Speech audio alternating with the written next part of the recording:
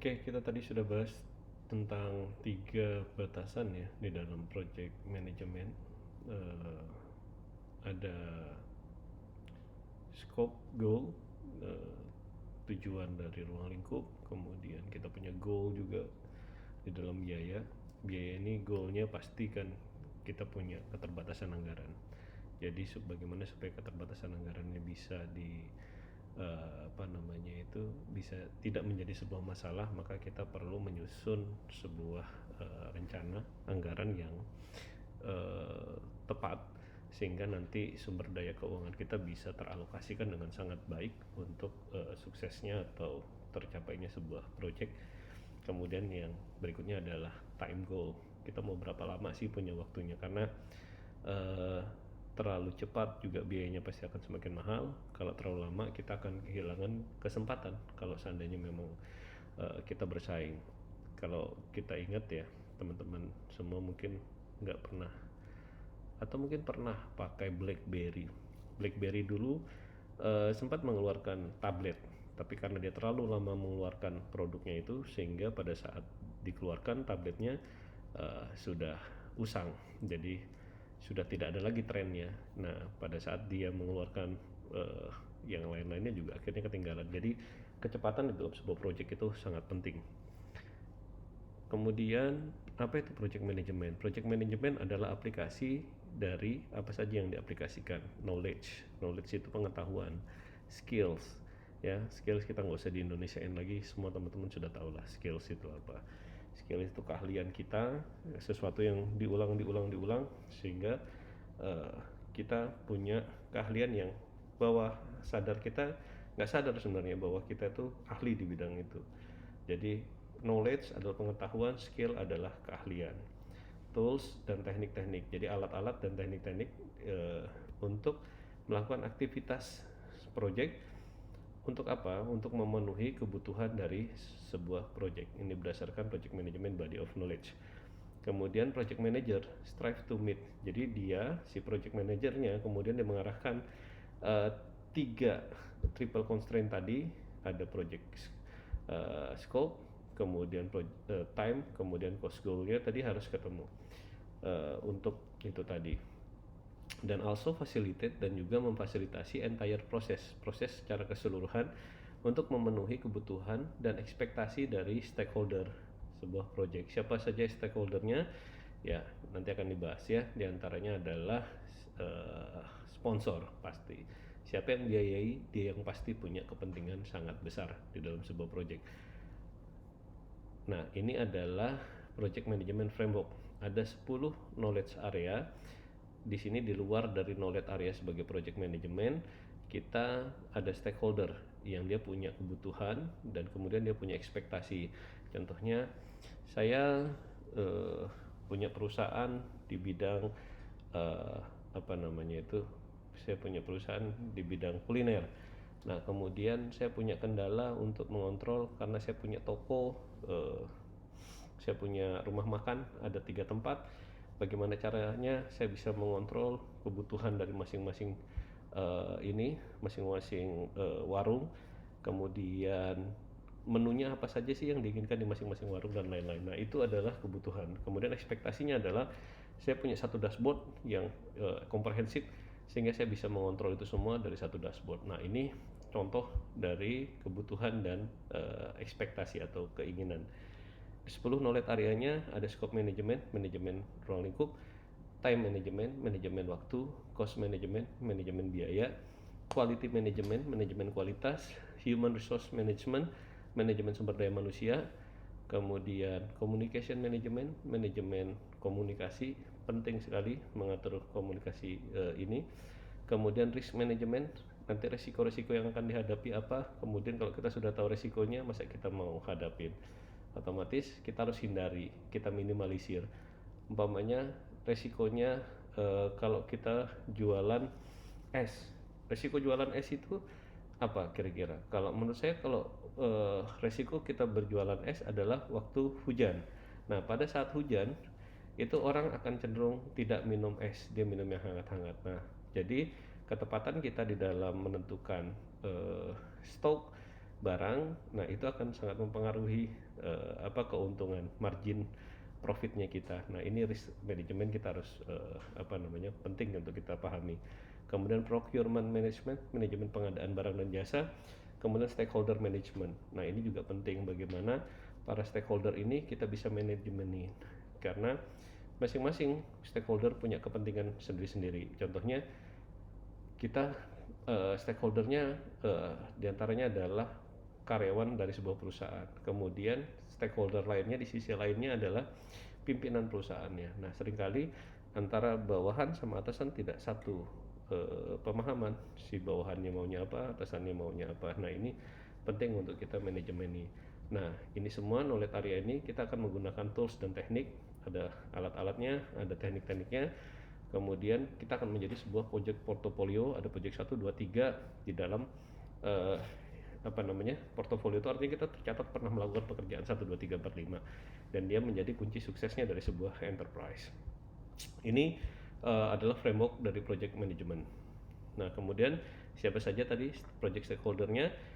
Stakeholder itu adalah orang-orang yang terlibat di dalam atau dia akan mempengaruhi, affected by project activity, di dalam aktivitas sebuah project.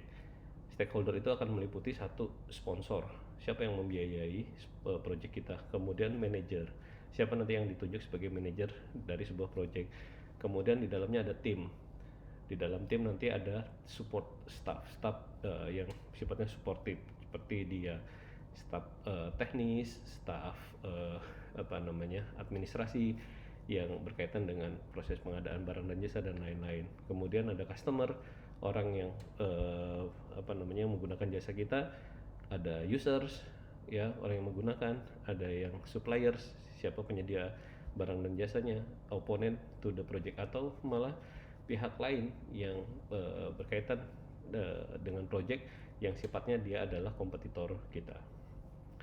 Kemudian 10 project area tadi yang sudah kita bahas tadi, knowledge area ini mendeskripsikan kunci kompetensi dari project manager yang harus terus dikembangkan. Saya tidak bilang bahwa saya adalah project manager, tapi pengalaman saya mungkin lebih dari 10 tahun di dunia ini, sehingga saya sudah melakukan asesmen terhadap diri saya sendiri. Ternyata memang benar bahwa kompetensi-kompetensi inilah yang harus dimiliki kalau kita mau apa yang kita kerjakan itu sukses. Seperti di sini harus memiliki knowledge dan skill dari 10 area pengetahuan. Project integration, mengintegrasikan sebuah project, scope, ruang lingkup, time, waktu, cost, biaya, quality, kualitas, human resource, sumber daya manusia, communication, komunikasi, risk, resiko, procurement, pengadaan barang jasa, dan stakeholder management. Nah ini area-area yang harus terus tadi Mas develop, harus dikembangkan. Seperti berbicara, tidak gampang untuk berbicara, tidak gampang untuk mengutarakan pendapat. Pada saat rapat, biasanya para pihak itu tadi, stakeholder tadi akan bersuara. Nah pada saat bersuara, kita sebagai project manager harus bisa menangkap apa sih poinnya, apa intinya dia yang bicarakan, kemudian bagaimana menjembatani dengan stakeholder lainnya supaya meet the goal, jadi memenuhi tujuannya, supaya kenapa kita tidak ketimpa banyak yang kemudian kita mengerjakan over dari apa yang direncanakan di depan, karena kita tidak bisa mengkomunikasikan permasalahannya secara verbal dengan para pihak tadi. Kemudian selanjutnya project management tools dan teknik. Manajemen tools dan teknik ini akan mengasis, membantu project manager dan timnya dalam various aspek dan aspek yang luas ya, macam-macam di dalam project management. Some specific one include, diantaranya nanti ada project charter ya, ini teknik-tekniknya kita menggunakan project charter. Project charter itu apa sih sebenarnya? Macam-macam, ada dokumen kontrak, ada yang lain-lain. Modelnya juga sangat tergantung karena satu daerah dengan daerah lain beda. Kebetulan saya di pemerintahan kita punya template untuk itu. Nah mungkin swasta punya template yang lain lagi. Kemudian scope statement ini kalau di pemerintahan kita sebut dengan kerangka acuan kerja. Nah scope statement kalau di swasta seperti apa ya, itu sangat tergantung dengan kebutuhan masing-masing. Dan yang paling sederhananya nanti ada work breakdown structure. Kita akan membreakdown dari pekerjaan-pekerjaan kita. Kemudian ada Gantt chart. Chart itu untuk melihat berapa lama sih kita mengerjakan sebuah project dan kita sudah sampai di mana. Dan hari ini kayak Gantt chart sudah tergantikan kalau kita menggunakan konsep agile ya. Konsep agile itu kita sangat tergantung dengan yang namanya sprint. Hari-hari kita bikin sprint. Nah, kemudian sprintnya dikerjakan seperti itu. Kemudian network diagram, critical path analysis, critical chain scheduling. Jadi kita akan pelajari ini semua. Nanti kira-kira mana yang teknik-teknik kita gunakan. Namanya teknik, namanya alat, terserah kita mau pilih yang mana. Dengan catatan bahwa alat-alat ini, teknik-teknik yang kita pakai ini mempermudah pekerjaan kita. Bahkan ada yang menggunakan secara manual. Di pemerintahan sangat banyak sekali yang masih manual sekali, tidak pakai teori apapun. Ya, sangat tergantung ya. Kemudian untuk pembiayaan ada cost estimate, ada earned value management dan lain-lain. Nah, super tools. Jadi ada sebenarnya tools yang sifatnya super. Ini langsung satu pakai aplikasinya sudah menyiapkan semua ya, macam-macam lah. Yang paling umum mungkin sekarang digunakan adalah Microsoft Project. Nah, kalau saya jarang pakai Microsoft, jadi saya pakai biasanya kalau untuk pembagian tugasnya pakai apa namanya itu Trello dan lain-lain, sangat tergantung. Jadi sekali lagi alat ini adalah alat bantu saja. Nanti teman-teman silahkan mau pakai yang mana. Googling aja project management tools gitu atau project management app, sangat banyak sekali, silahkan digunakan dan biasanya isinya ya mirip-mirip aja. Kemudian apa sih yang secara umum di dalam project management tools itu? Di dalamnya biasanya ada laporan kemajuan atau progress, kemudian kick off meeting, apa sih di dalam meeting itu apa aja yang dicatat, Gantt chart, kemudian change request, apa aja yang dimintakan pada saat setiap meeting. Nah, ini intinya adalah bahwa apa yang kita sepakati itu tercatat, karena sangat penting di dalam proses project management ini, based on paper ya, based on kesepakatan. Jadi kalau kita tidak strict di kertas-kertas itu tadi atau di kesepakatan itu, maka skopnya akan sangat melebar. Nah, ini yang kita hindari supaya nanti bisa tepat waktu selesainya, kemudian biayanya sesuai dengan yang direncanakan, tidak tidak rugi, dan kemudian kalaupun untung ya sesuai margin yang sudah kita tentukan di awal. Kalaupun untung sedikit ya itu tidak untung namanya, makanya kita harus prepare dari awal. Kemudian apa sih yang kemudian membuat project itu performanya menjadi bagus ya, yang benarnya seperti apa? Nah, ini studi dari Chaos lagi, bahwa secara 10 tahun terakhir ini jumlah dari project IT itu sudah meningkat ya, yang sukses menjadi double, 16% menjadi 39% sampai dengan tahun 2012. Artinya ada yang perkembangan yang signifikan. Kemudian jumlah yang gagal menurun dari 31% menjadi hanya 18%, dan success rate rata-rata 76% ya. Jadi semakin banyak project-project IT yang sukses. Terus ada beberapa cara untuk mendefinisikan project itu sukses. Satu, project itu memenuhi ruang lingkupnya, kemudian waktu yang ditetapkan, dan biaya yang sudah direncanakan. Kemudian project itu tadi satisfied ya, memuaskan dari customer atau sponsor.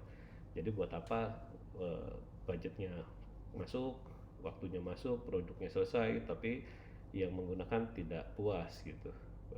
Bisa jadi bajunya pada saat dibuat, anggap aja baju ini projectnya, baju ini pada saat dipakai nyaman, kemudian pakaian ini kemudian cocok sesuai sama yang kita rencanakan, waktunya pas, harganya pas, tapi mungkin warnanya agak kurang cocok. Nah, itu masih kurang sukses. Jadi sukses itu satisfied kuncinya. Dan bicara kepuasan itu sangat tanda kutip ya, dalam tanda kutip itu sifatnya masih subjektif. Jadi satu orang dengan orang lain akan sangat beda pemahamannya.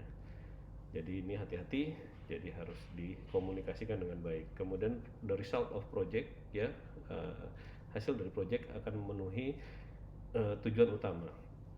seperti membuat saving certain amount of money, bagaimana bisa menyimpan uang, menyediakan good return on investment, ya, return on investmentnya harus bagus, kemudian membuat sponsornya menjadi lebih happy, seperti itu.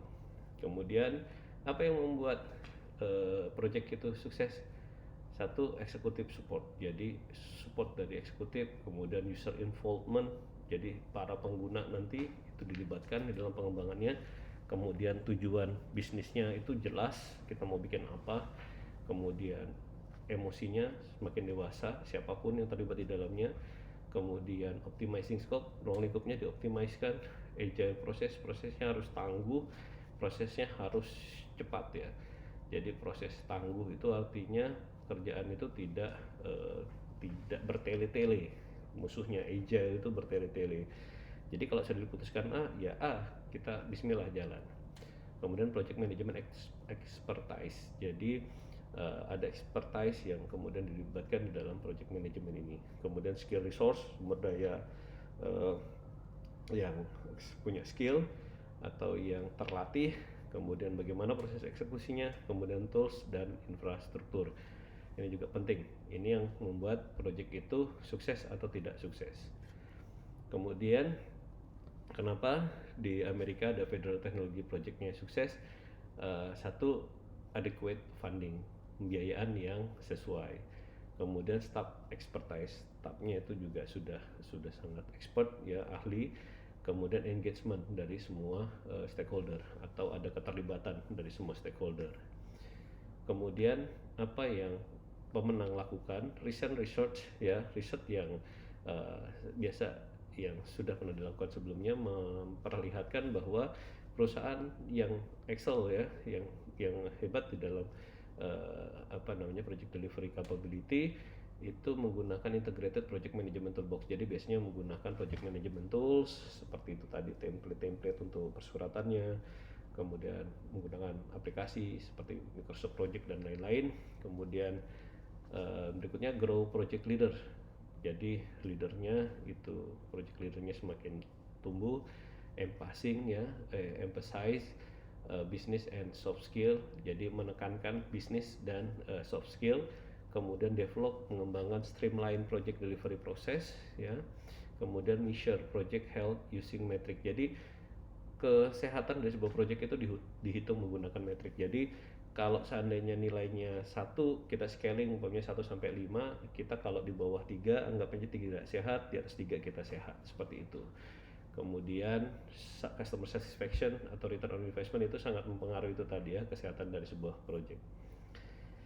Kemudian program and project portfolio, program tadi adalah satu kelompok ya dari project management yang di manage yang saling berhubungan untuk dikoordinasikan ya untuk mencapai keuntungan dan kontrol ya, tidak not available from managing them individually, yang ini tidak bisa didapat ya kalau seandainya dia di manage secara individual. Program manager menyediakan leadership, kepemimpinan dan direction dan arahan untuk project manager ya di dalam menghadapi project di dalam sebuah program. Kemudian contoh dari common program di dalam IT field include infrastruktur, application development and user support. Kemudian project portfolio management adalah bagian dari portfolio project management, organisasi grup dan memanage project dan program sebagai investasi portofolio yang berkontribusi terhadap keseluruhan kisah suksesnya dari sebuah perusahaan. Jadi perusahaan ini suksesnya karena apa sih? Oh, karena dulu pernah ada project A, project B, project C, project D.